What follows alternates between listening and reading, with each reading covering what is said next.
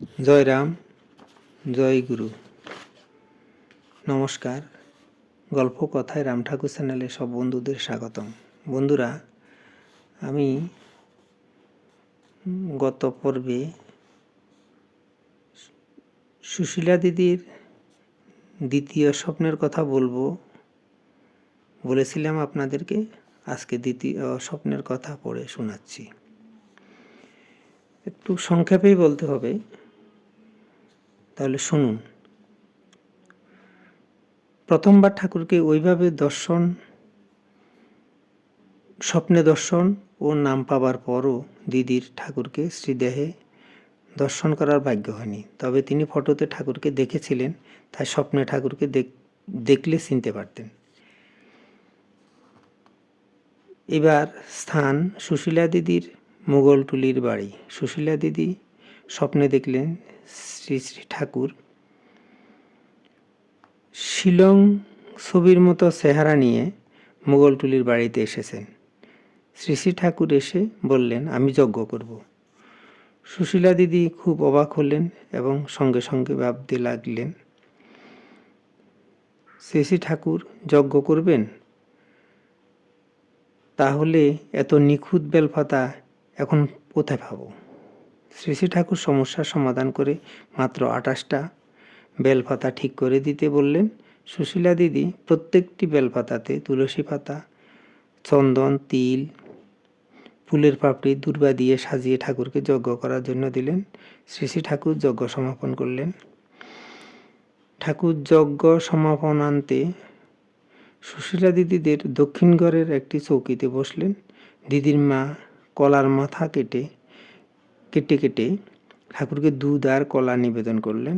শ্রী শ্রী ঠাকুর এগুলি গ্রহণ করলেন। সুশীলা দিদি দরজার পাশে দাঁড়িয়েছিলেন। ঠাকুর দিদিকে বললেন, মা, আপনার হাতে একটু খামো। সে সময় ঘরে আর অবশিষ্ট কোনো কলা ছিল না। দিদি এমন অবস্থায় কি করবেন ভেবে পাচ্ছিলেন না। দিদি ইতস্তত করতে লাগলেন। দয়াল ঠাকুরই সেই মুশকিলের অবসান করলেন। ছোট থালাতে দিদির মায়ের হাতের ফেলনা কলার আগা মাথাগুলি শ্রী শ্রী ঠাকুর ওইগুলি দেখিয়ে বললেন, ওই তো কলা আছে। দিদি আর কি করবেন, বাধ্য হয়ে ওইগুলি ঠাকুরকে খাওয়ালেন। স্বপ্ন ভেঙে গেল।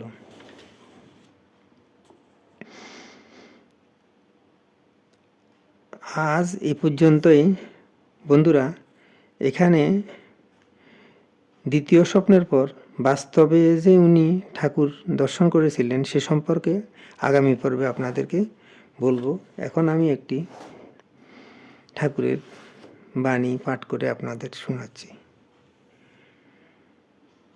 ঠাকুর বলেছেন, পতিব্রতা ধর্মে পূর্বাপর ভালো মন্দ বোধ রাখা ঘটে না।